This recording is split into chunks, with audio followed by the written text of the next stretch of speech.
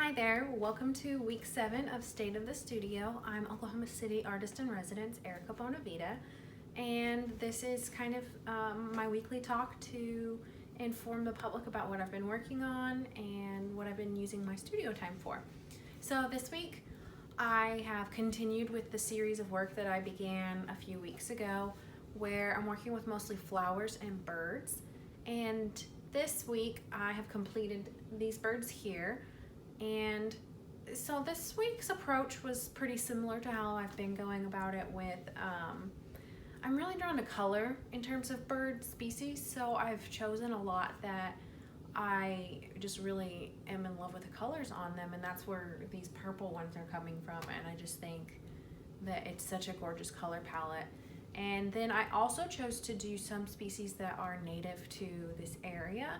And I'm seeing a ton of blue jays and cardinals in my own backyard, and so it just felt really inspired to do something that is a bird that we're surrounded by quite a bit, and you can see, especially the cardinals, you see tons of those out right now, and they're such a really interesting, curious bird, and I just think they're really regal, and so I really enjoyed working on this one.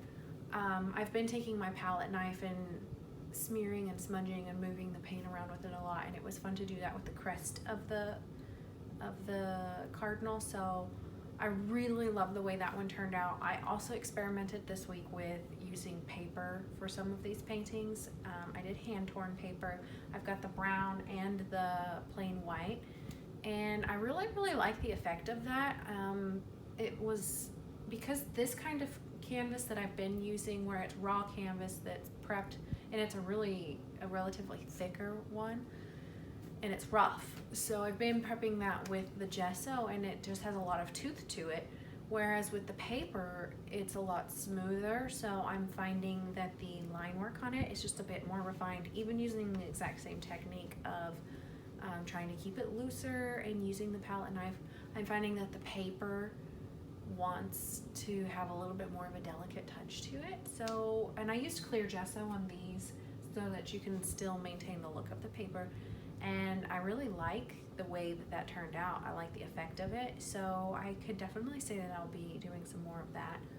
I also have prepped more canvas panels for more birds this week, and I've done something different where I did a couple of like really small ones. This one's only 3 inches by 3 inches, and I'm not sure what I'll be able to fit on there, but I think it'll be adorable, and I'm pretty excited to play with that one. But some of the standard sizes I've been using for these are 8 by 10 and 5 by 7.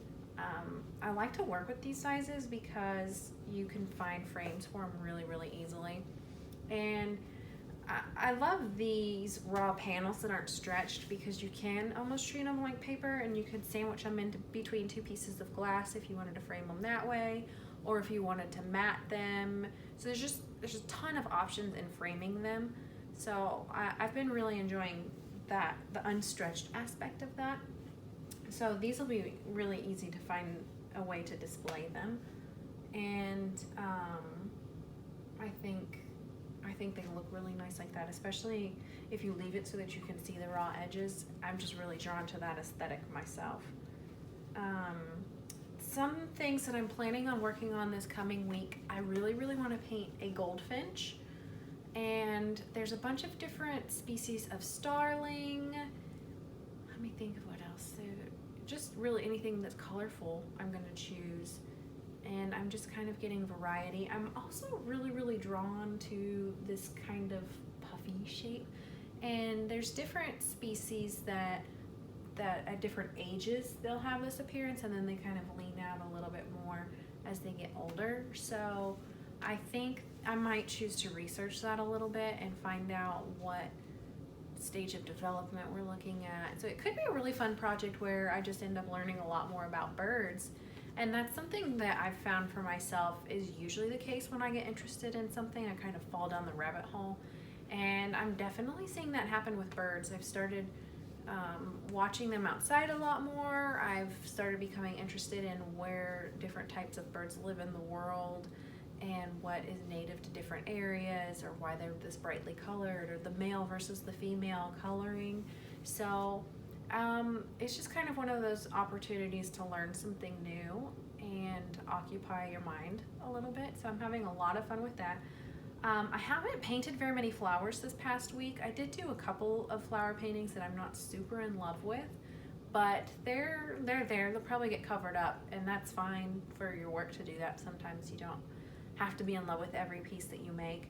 And this is such an experimental phase for me. Even on some of these, like this blue jay here is probably going to get some more work done to it, just to change, I don't know, just change it a little bit to where I feel like it's fleshed out and finished.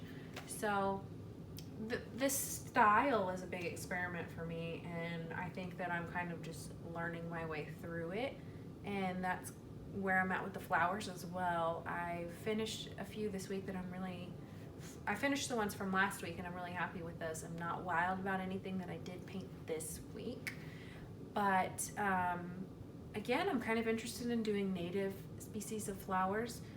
I have forever wanted to have a wildflower meadow, or at least a flower bed in my garden that is wildflowers, so I've been working on that steadily this year.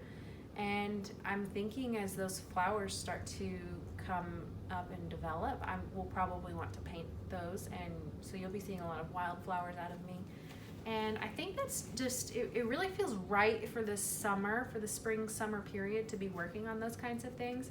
So I really think that moving forward, I'll just be doing quite a bit of that in the meantime. And then towards this fall, probably August and September, I'll start working on the fabric work again, especially the flags.